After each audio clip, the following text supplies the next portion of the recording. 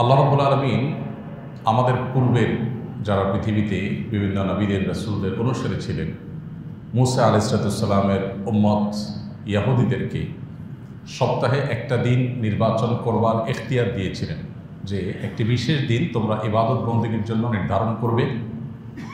সারা সপ্তাহের মধ্যে এই দিনটি তোমাদের বিশেষভাবে আল্লাহর ইবাদত করবে, তোমাদের স্পিরিচুয়াল শক্তি, আধ্যাত্মিক পাওয়ার তোমরা সঞ্চয় করবে, আলো গ্রহণ করবে, যে আলো দিয়ে সারা সপ্তাহ তোমরা চলবে। তোমাদের এই দিনটিতে হবে বিশেষভাবে নিজেকে পরিচর্যা করার দিন, নিজেকে পরিশুদ্ধ করার দিন, নিজেকে আলোকিত করার দিন, গেল সপ্তাহের সমস্ত ভুল ত্রুটিগুলোকে পর্যালোচনা করার দিন। আল্লাহর এলেমে আল্লাহর কাছে একটা দিন সবচেয়ে বেশি শ্রেষ্ঠ, বরকতময়, সেটা আল্লাহ তাআলা না বলে শুধুমাত্র ইহুদি, খ্রিস্টান এবং মুসলিম জাতিকে নির্বাচন করার দায়িত্ব দিয়েছেন যে তোমরা একটা দিন নির্বাচন করো। তো ইহুদিরা শনিবার নির্বাচন করেছে, কোরআনে কারিমে তার উল্লেখ আল্লাহ তাআলা করেছেন, শনিবার নির্বাচন করেছে। এই জন্য ইহুদিদের কাছে ধর্মীয়ভাবে গুরুত্বপূর্ণ সপ্তাহের পবিত্র দিন হলো কোনটা? শনিবার। আল্লাহ যেহেতু তাদেরকে রাইট দিয়েছেন তোমরা যেটা চুজ করো, তারা চয়েস করছেন, আল্লাহ বলছেন ঠিক আছে, এটা তোমাদের জন্য সপ্তাহের পবিত্রতম দিন। ওকে। এরপর খ্রিস্টানদেরকে আল্লাহ তাআলা দায়িত্ব দিয়েছেন যে তোমরা একটা দিন নির্বাচন করো। তখন তারাও একটা দিন নির্বাচন করলো, সেটা হলো রবিবার। মুহাম্মদ সাল্লাল্লাহু আলাইহি সাল্লামকে আল্লাহ দায়িত্ব দিলেন আপনি একটা দিন নির্বাচন করেন। তো মুহাম্মদ সাল্লাল্লাহু আলাইহি সাল্লাম নির্বাচন করলেন শুক্রবার। এবং হাদিসের শেষ অংশে এসে আমাদেরকে জানানো হচ্ছে যে আল্লাহ রাব্বুল আলামিনের কাছে এই দিনটি হলো সবচেয়ে, শুক্রবারটাই হলো সবচেয়ে সেরা এবং শ্রেষ্ঠ। অর্থাৎ আল্লাহ তাআলা মুহাম্মদ সাল্লাল্লাহু আলাইহি সাল্লামকে তৌফিক দিয়েছেন সবচেয়ে সেরাটা নির্বাচন করবার।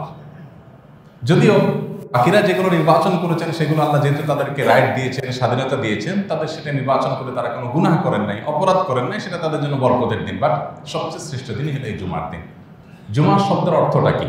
এই শব্দের অর্থের মধ্যে কিন্তু তাৎপর্য লুকিয়ে আছে। জুমা শব্দের অর্থ হলো একত্র করা। সমাজ বিচ্ছিন্ন থাকলে ভালো নাকি ঐক্যবদ্ধ থাকলে ভালো? জুমার কাজই হলো সমাজকে ঐক্যবদ্ধ করা। জুমার দিন আমাদের বাংলাদেশের প্রেক্ষাপটে মানুষকে যেভাবে ঐক্যবদ্ধ করা যায়, রাজনৈতিকভাবে, ব্যবসায়িকভাবে, অন্য কোনোভাবে এভাবে মানুষকে একত্র করার কোনো পসিবিলিটি আছে? সম্ভব?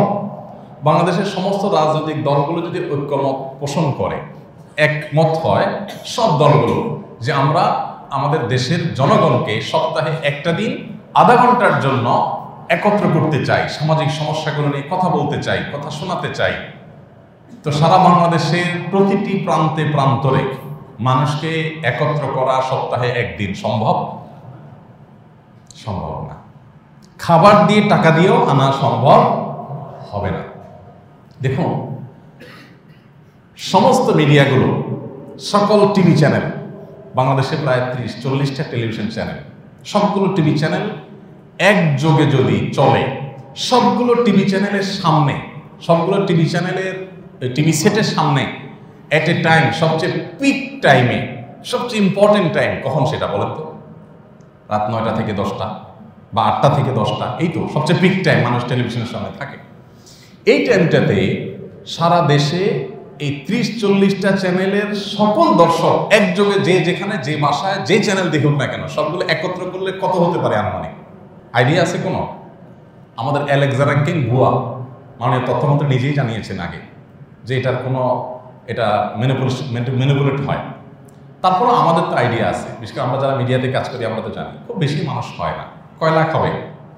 10 লাখ, 20 লাখ, 25 লাখ, 30 লাখ, কি বলেন? আচ্ছা, জুমার দিন 12:30 থেকে 1:30 পর্যন্ত এই 1 ঘন্টা মসজিদে কি পরিমাণ মানুষ সারা দেশে বসে থাকে? বাংলাদেশের মসজিদের সংখ্যা কত? কয়েক লাখ মসজিদ। 2 লাখ না 3 লাখ? 3 লাখ মসজিদ সম্ভব। 3 লাখ মসজিদ যদি হয়, 3 লাখ মসজিদে এভারেজ যদি 500 করে লোক হয়, তাহলে 3 লাখের 500 করে গুণ দিলে কত কোটি হয়? 1.5 কোটি। 1.5 কোটি মানুষ জুমার দিন তারা ফ্রেশনেসের সাথে এসে এই 1 ঘন্টা আল্লাহর ঘরে হাজিরা দেয়। এটার নাম কেন জুমা হয়েছে? জুমা যে নাম, শব্দের অর্থ যে একত্র করা, কিভাবে একত্র করে, কিভাবে সম্মিলিত করে, কিভাবে সমাজকে ঐক্যবদ্ধ করে, এর চাইতে উজ্জ্বল উদাহরণ আরেকটা আপনি দেখাতে পারবেন না, সম্ভব না। সমস্ত মিডিয়া একযোগে চাইলেও সম্ভব না যে এত মানুষকে একসাথে অ্যাটেনশনে রাখবে, সম্ভব না। একমাত্র সম্ভব জুমার মাধ্যমে। ভাইরা আমার, এই জুমার দিনের তাৎপর্য যদি আমরা বুঝতাম, আমরা খতিবরা যদি বুঝতাম, আপনারা মুসল্লিরা যদি বুঝতেন, মসজিদ কমিটির লোকেরা যদি বুঝতো, তাহলে আমাদের সমাজের চেহারা বদলাতে খুব বেশি সময় লাগতো না, মানুষের কষ্ট থাকতো না, মানুষের অভাব অনটন থাকতো না, বিশৃঙ্খলা থাকতো না। আমরা কেউই আসলে জুমার দিনের তাৎপর্যটাকে সেভাবে উদ্ভাবন করতে পারি না। আল্লাহ তাআলা জুমার দিনের এই গুরুত্ব আমাদেরকে বোঝার তৌফিক দান করুন। এখন পৃথিবীর বিভিন্ন প্রেসিডেন্ট, বিভিন্ন দেশের রাষ্ট্রনায়কগণ, তাদেরকে দেখবেন সারা সপ্তাহের হিসাব নিকাশ, পর্যালোচনা জাতির কাছে তারা পেশ করেন। উন্নত দেশগুলোতে আছে, এবং আমাদের দেশেও পত্রপত্রিকাগুলোতে দেখবেন যে তারা সাপ্তাহিক বুলেটিন প্রকাশ করে, প্রপত্র প্রকাশ করে, সপ্তাহের সামারি প্রকাশ করে। টেলিভিশন চ্যানেলগুলোকে দেখবেন যে সারা সপ্তাহের সব গুরুত্বপূর্ণ বিষয়গুলো নিয়ে তারা বিভিন্ন প্রোগ্রাম সাজায়। এই পুরো জিনিসটার আইডিয়া দিয়েছে ইসলাম। এই সাপ্তাহিক এই আয়োজনটার আইডিয়া এসেছে কোত্থেকে? ইসলাম থেকে। এই জুমার দিনের গুরুত্ব এত বেশি যে আল্লাহ রাব্বুল আলামিন জুমার নামাজকে ঐক্যবদ্ধভাবে পড়ার সিস্টেম রেখেছেন। জুমার নামাজ কেউ চাইলেও একা একা পড়া সম্ভব, এমনকি একজন ইমাম একজন মুক্তাদি মিলেও জুমার নামাজ হবে না। অর্থাৎ জুমার নামাজ আমাদেরকে একত্র করতে শেখায়, জুমা আমাদেরকে ঐক্যবদ্ধ করতে শেখায়, সামাজিক সম্প্রীতি, মেলবন্ধন তৈরি করতে শেখায়। এই জন্য জুমার দিনে নবী করিম সাল্লাল্লাহু আলাইহি সাল্লামের একটা গুরুত্বপূর্ণ সুন্নাহ হলো যে পরিপাটি হয়ে গোসল করে সুগন্ধি মেখে তারপরে মসজিদে আসতে হবে। কেন? কারণ আপনি যখন একত্র হবেন, অনেকগুলো মানুষ একত্র হবে, কারোর ঘামের গন্ধে যেন কারো কষ্ট না হয়, কারোর কারণে কারো যেন ডিস্টার্ব ফিল না হয়, হ্যাঁ, আপনার অপরিচ্ছন্নতার কারণে পরিবেশটা যেন অস্বাস্থ্যকর না হয়। দেখুন, এই যে একটু আগে যেটা বলছিলাম যে ইসলাম শৃঙ্খলার কথা বলে, সৌন্দর্যের কথা বলে, আশপাশের লোকের কথা চিন্তা করতে বলে, জুমার নামাজের মধ্যে আপনি সেই জিনিসটা দেখবেন। শুধু জুমার নামাজ কেন, প্রত্যেকটা জিনিসের ক্ষেত্রে আপনি সেই জিনিসটা, পেঁয়াজ খাওয়া নিষেধ না, কিন্তু নবী করিম সাল্লাল্লাহু আলাইহি ওয়াসাল্লাম কেউ কাঁচা পেঁয়াজ খেয়ে মুখের দুর্গন্ধ দূর না করে ডাইরেক্ট মসজিদে আসতে নিষেধ করেছে। কেন নিষেধ করেছেন? মানুষের কষ্ট হবে, অন্যদের দুর্গন্ধে কষ্ট হবে। রাস্তায় বসতে নিষেধ করেছেন কেন? অন্যদের চলাচলে ব্যাঘাত হবে। শুধু ইসলামটা যদি আমরা বুঝি আর মানি, তাহলে আর কোনো সমস্যা থাকে না, সমস্ত সমস্যার সমাধান হয়ে যায়। আল্লাহ তাআলা আমাদেরকে বোঝা এবং মানার তৌফিক দান করুন। আমাদের দোষ, আমাদের হুজুরদের দোষ, আমরা ইসলামটাকে আপনাদের সামনে পূর্ণাঙ্গ রূপে তুলে ধরতে পারি নাই। আমরা ইসলামের একটা পার্ট আপনাদেরকে দেখাইছি, নামাজ, রোজা, হজ, যাকাত, সন্দেহ নাই এগুলো ইসলামের মূল কাজ, কিন্তু ইসলাম যে সামগ্রিক জীবন নিয়ে গঠিত হয় সেই জিনিসটা আপনাদেরকে আমরা তুলে ধরতে পারি না। এই জন্য ভাই, প্রত্যেকটা ক্ষেত্রে আপনি দোকানে যাচ্ছেন, আপনি মার্কেটে যাচ্ছেন, আপনি বাজারে যাচ্ছেন, আপনি বাসায় যাচ্ছেন, প্রত্যেকটা ক্ষেত্রে আপনার অন্যের অধিকার খেয়াল করা, অন্যের কষ্ট হচ্ছে কিনা খেয়াল করা, এই শিক্ষাটা ইসলাম আমাদেরকে দিয়ে থাকে। জুমার দিনে আরও যে সমস্ত আয়োজন আছে, আপনি যদি দেখেন প্রত্যেকটা আয়োজনের সাথে দেখবেন সামাজিক মেলবন্ধনের একটা ব্যাপার আছে, একটা চেইন খেয়াল করেন। 5 ওয়াক্ত নামাজ ইসলাম বলে, আমরা তো এখন সব মসজিদে জুমার নামাজ পড়ি, এটা তো আসলে ইসলামের নির্দেশনা না। ইসলাম এটা চায় না যে সব মসজিদে জুমার নামাজ হবে, যেহেতু আমাদের দেশে কেউ কাউকে মানতে রাজি না, সবাই মসজিদের সভাপতি সেক্রেটারি হবে, এই জন্য সবাই জুমার মসজিদ করে। ইসলাম বলে যে ছোট ছোট মহল্লায় মসজিদ থাকবে, 5 ওয়াক্ত নামাজ হবে, এবং জুমার দিন সপ্তাহে একটা দিন ছোট ছোট মহল্লার মসজিদের মুসল্লিরা সবাই একটা জামে মসজিদে একত্র হবে। আবার বড় কোনো উন্মুক্ত মাঠে ঈদের নামাজ হবে, অনেকগুলো জুমার নামাজের মুসল্লিরা বছরে 1 বার 2 বার 2 ঈদে তারা মাঠে একত্র হবে। আবার সারা বিশ্বের বিভিন্ন প্রান্তের মুসলমানরা সারা বিশ্ব থেকে আরাফাতের ময়দানে এসে বছরে বা জীবনে 1 বার একত্রিত হবে।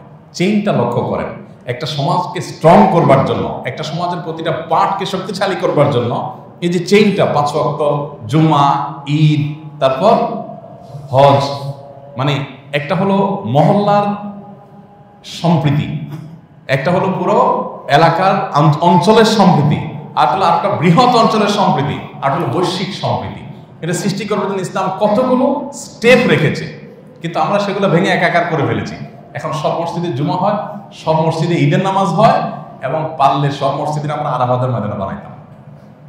যদি পারতাম বলতাম যে ঠিক আছে আমরা নিজেরাই হজের খুতবা দেই, তারপরে আমরা নিজেরাই হজের আয়োজন করি। অনেক জায়গা হয়েছে তো বাংলাদেশে, জানেন না?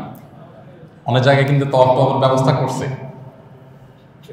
তো হ্যাঁ, এই যে ব্যাপারটা, এটা আমাদেরকে শিক্ষা দেয় যে এই জুমার দিনের আয়োজনে অনেক অনেক সৌন্দর্য রয়েছে। আমাদের দেশে প্রায় সময় দেখবেন জুমার দিন সাপ্তাহিক ছুটি পরিবর্তন করার জন্য নানা রকমের কথা উঠায়। সুশীল সমাজের লোকজন নানা সময় এরকম কথা বলে না যে জুমার দিন পরিবর্তন করা হোক। কেন করা হবে? যুক্তি আছে। যুক্তি হলো যে যেহেতু রবিবার সারা বিশ্বে বেশিরভাগ দেশে ছুটি হয়, সো আমরা যদি রবিবার ছুটি দিই তাহলে আমাদের ব্যবসায়ীদের জন্য সুবিধা হয়, অফিসিয়াল ট্রানজ্যাকশনগুলো করতে সুবিধা হয়, মিটিং সিটিং সুবিধা হয়। এখন প্রশ্ন হলো, আমাদের যখন দিন, আমেরিকাতে তখন রাত, এখন আমেরিকাতে রাত, তখন এটার জন্য কি করবেন? তাহলে তো আমাদের রাত্রে অফিস শুরু করা দরকার। রবিবার যারা সাপ্তাহিক ছুটি রেখেছেন তারা রবিবার কেন রেখেছেন? কি কারণে? ধর্মীয় কারণে। রবিবারটা ইউরোপিয়ানরা, আমেরিকানরা রবিবার যে সাপ্তাহিক ছুটি রেখেছে সেটা কি কারণে রেখেছে? বাণিজ্যিক কারণে না ধর্মীয় কারণে? ধর্মীয় কারণে। তারা খ্রিস্টান ধর্মের অনুসারী, তাদের রবিবার দিনটা তাদের তাৎপর্যপূর্ণ, সেজন্য ওই দিনটাকে তারা বন্ধ রেখেছে। তাহলে একই যুক্তিতে আমাদের জন্য শুক্রবার বন্ধ থাকাটাই কি যৌক্তিক? কদিন আগে আমাদের শিক্ষার্থীদের পড়ালেখা নানাভাবে পিছিয়ে গেছে, গরমের কারণে বেশ কিছুদিন বন্ধ গেছে। এটা পোষায় নেওয়ার জন্য মাননীয় শিক্ষামন্ত্রী বলেছেন প্রয়োজনে শুক্রবারও ক্লাস করা হতে পারে, নেওয়া হতে পারে। প্রসঙ্গত বলেছেন, হবে এটা বলেন না, বলছেন যে প্রয়োজনে হতে পারে। একান্ত প্রয়োজন হলে, নিরুপায় হলে, বিশেষ মুহূর্তে একদিন শুক্রবার পরীক্ষা হলো, কিছু হলো, এটা তো ডিফারেন্ট ইস্যু হতেই পারে।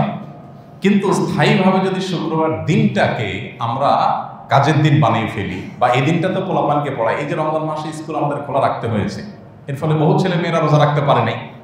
আমাদের তরুণ প্রজন্মের যে দুরবস্থা, আজকে আমাদের এলাকার সিদ্ধিগঞ্জ থানার সময় তো ওসি সাহেব আছেন, অফিসার ইনচার্জ আছেন আলহামদুলিল্লাহ। তো ওনারা ভালো বলতে পারবেন যে এই যে আমাদের উঠতি বয়সের তরুণদেরকে নিয়ন্ত্রণ করা এখন আমাদের আইন শৃঙ্খলা রক্ষাকারী বাহিনীর ভাইদের জন্য কত কঠিন হয়ে যাচ্ছে। আমরা সবাই কম বেশি জানি, তাই না? কিশোর গ্যাং বের হয়েছে, একটার পর একটা মোড়ার উপরে খড়ার ঘা, মানে কন্ট্রোল করা যাচ্ছে না, পোলাপান নষ্ট হয়ে যাচ্ছে। এই অবস্থাকে উত্তরণের উপায়টা কি? একটাই উপায়, নৈতিক শিক্ষা দেওয়া। বাচ্চাদের নৈতিক শিক্ষা যদি আমাদের শিক্ষা প্রতিষ্ঠানে না থাকে, আমাদের বই পুস্তকে না থাকে, পরিবারে না থাকে, তাহলে সেক্ষেত্রে বাচ্চাগুলো আমরা কোনোভাবে ধরে রাখতে পারবো না, এটা নষ্ট হয়ে যাবে। অতএব আমাদের জুমার দিনের তাৎপর্য, গুরুত্ব বুঝতে হবে, এবং এই একটা দিন অন্তত আমাদের বাচ্চাদের জন্য নানামুখী আয়োজন রাখা উচিত। মসজিদে জুমার দিনে যে ফ্ল্যাট আলোচনা হয়, এখানে শিশুদের জন্য, কিশোরদের জন্য আলাদা কিছু থাকে না। আমরা খুব আকুতি ভরে সবসময় আহ্বান করি সারা দেশের খতিবদের প্রতি, ইমামদের প্রতি এবং মসজিদ কমিটির দায়িত্বশীলদের প্রতি যে প্লিজ আপনারা তরুণদের জন্য বিভিন্ন প্রোগ্রাম রাখেন। আমি মিডিল ইস্টে দেখেছি, পৃথিবীর বিভিন্ন দেশে আছে। ইস্ট লন্ডন মসজিদ সারা বিশ্বের একটা আদর্শ মসজিদ। সেখানে সে একটা মসজিদ পুরো আপনার লন্ডনের মধ্যে মুসলমানদের সোসাইটিকে অত্যন্ত স্ট্রং করেছে। জাস্ট একটা মসজিদ। কি করেছে মসজিদ? তাদের একটার পর একটা কার্যক্রম এমনভাবে করেছে যে পুরো সমাজকে তারা একটা সুন্দর জিনিস উপহার দিতে পেরেছে। মুসলমানদের একটা মেলবন্ধন গড়ে তুলেছে। মিডিল ইস্টে আপনি দেখবেন প্রায় ম্যাক্সিমাম মসজিদে ইউথ ক্লাব আছে, মসজিদে যুবকদের ক্লাব আছে। আমাদের দেশে এটা চিন্তা করলে পোলাপান যদি বলে যে সভাপতি সাহেব, সেক্রেটারি সাহেব বা মুরব্বীরা, চাচাজিরা আমরা ক্লাব বানাবো, ঠ্যাংটন ভেঙে দেবেন মুরব্বীরা। অথচ আমার তরুণরা যদি তাদের সাংস্কৃতিক শরিয়ার গণ্ডির মধ্যে থেকে যে সংস্কৃতি আয়োজন করা যায়, খেলাধুলা করা যায়, সেগুলো তাদেরকে আমরা মসজিদের ছত্রছায়া করতে দিতাম, তাহলে এই ছেলেগুলো নষ্ট হতো না, এ ছেলেগুলো বকে যেত না, এ ছেলেগুলো সন্ত্রাসী হতো না, তারা মাদকের দিকে যেত না, তারা খারাপ দিকে যেত না। তো আমরা মসজিদকে কেন্দ্র করে কিশোরদের জন্য, শিশুদের জন্য, তরুণদের জন্য আলাদা আলাদা প্রোগ্রাম রাখা উচিত, নানা রকমের আয়োজন রাখা উচিত। আমরা আলহামদুলিল্লাহ আসন্না ফাউন্ডেশন মসজিদ কমপ্লেক্স যেটা করতেছি, সেখানে আমাদের স্বপ্ন আছে যে আমরা এইভাবে আলাদা আলাদা প্ল্যান প্রোগ্রাম রাখবো, যে তরুণরা তাদের মতো তাদের জন্য আয়োজন থাকবে, শিশুদের জন্য আয়োজন থাকবে। আমাদের মসজিদগুলোতে শিশুদের জন্য কিছু নাই, মেয়েদের জন্য কিছু নাই, তরুণদের জন্য কিছু নাই, যার কারণে এই জেনারেশনটা আমাদের থেকে তেমন কোনো সুবিধা পাচ্ছে না। তো আপনারা অনেকে অনেক মসজিদের দায়িত্বশীল আছেন, আমি আপনাদেরকে অনুরোধ করবো যে ইয়াংদের জন্য নানা রকম আয়োজন করেন। শুধু ওয়াজ শোনার আয়োজন করবেন না। শুধু যুবকরা জানে যে হুজুর মানে ওয়াজ করবে, আর কি করবে? হুজুরের কাজে তো ওয়াজ করে, কিন্তু আমাদের নবী করিম সাল্লাল্লাহু আলাইহি ওয়াসাল্লাম শুধু ওয়াজ করেছেন মসজিদে নববীর আঙ্গিনায়, মসজিদের ভেতরে না, মসজিদের আঙ্গিনাতে নবী করিম সাল্লাল্লাহু আলাইহি ওয়াসাল্লামের উপস্থিতিতে ইথিওপিয়ান সাহাবীরা খেলাধুলা করেছে, আপনারা জানেন। এবং নবী করিম সাল্লাল্লাহু আলাইহি ওয়াসাল্লাম সেটা অবশ্য শরীর চর্চামূলক খেলাধুলা, এবং নবী সাল্লাল্লাহু আলাইহি ওয়াসাল্লাম নিজের স্ত্রী উম্মুল মুমিনিন আয়েশা রাদিয়াল্লাহু তাআলা আনহাকে সাথে নিয়ে সেটা উপভোগ করেছে। ইসলামে কি নাই বলেন, ক্রীড়া বিনোদন সব আছে। মসজিদের বিশাল বড় মাঠ আছে, সেখানে যুবকদের ঢোকা নিষেধ, তো কি করবে? পোলাপান অন্য জায়গায় আকাম কুকাম করে, তাদেরকে তো আপনারা কাছে আসতে দেন না, তাদের জন্য ভালো কোনো পরিবেশ রাখেন না। ছোট পিচ্ছি মসজিদে আসছে, একটু কান্নাকাটি করছে, দিছেন ধমক, ওই পোলা জীবনোত্তর তবা করে এই জায়গায় আসতেছি না জীবন। এটা কি ইসলাম আমাকে বলেনি? জুমার দিনের তাৎপর্যটা আমাদের ঘরে ঘরে, মসজিদে মসজিদে সব জায়গায় অনুধাবন করতে হবে, চর্চা করতে হবে। আল্লাহ তাআলা আমাদেরকে তৌফিক দান করুন এবং ইসলামটাকে শুধুমাত্র ইবাদত সর্বস্ব দিন হিসেবে না নিয়ে সামগ্রিকভাবে আমাদের জীবনের প্রত্যেকটা স্তরে ইসলাম যে আমাদেরকে গাইডলাইন দিয়েছে সেটাকে আল্লাহ তাআলা আমাদেরকে মেনে চলার তৌফিক দান করুন। আমরা সে দোয়া রাখবো ইনশাআল্লাহ আল্লাহ তাআলার কাছে, এবং সে চেষ্টা করব। আর জুমার দিনে বিশেষ করে আগে আগে মসজিদে আসার ফজিলত অনেক বেশি।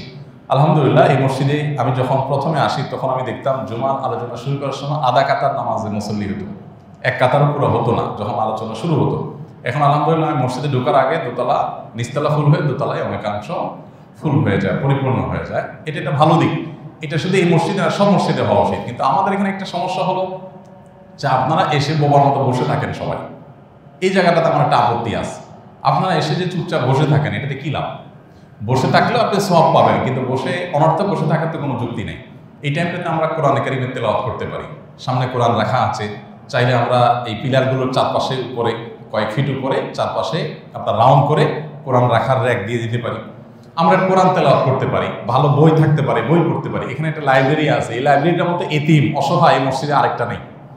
ওই যে কোনায় আলমারিটা আছে, জীবনে কেউ ওটা ধরছেন? দোতলায় দোতলা আলমারি আছে। ইসলাম ফাউন্ডেশন থেকে অনেক বই পুস্তক আনার ব্যবস্থা করছে, আমাদের সভাপতি সাহেব ইসলাম ফাউন্ডেশনের সাবেক ডিরেক্টর ছিলেন, কিন্তু এই বইগুলো আমার মনে হয় না কেউ ভুলেও হাত দিয়ে দেখে। তো আমরা মসজিদে যারা জমা আগে আগে আসি তারা মেহরবানি করে কোরআন তেলাওয়াত করবো, বই পুস্তক পড়বো, দিনী বই পড়বো এবং দুরূদ শরীফ পড়বো, অন্যান্য আমল করবো। আল্লাহ তাআলা আমাদেরকে সেই তৌফিক দান করুন। জাযাকুমুল্লাহ খাইর।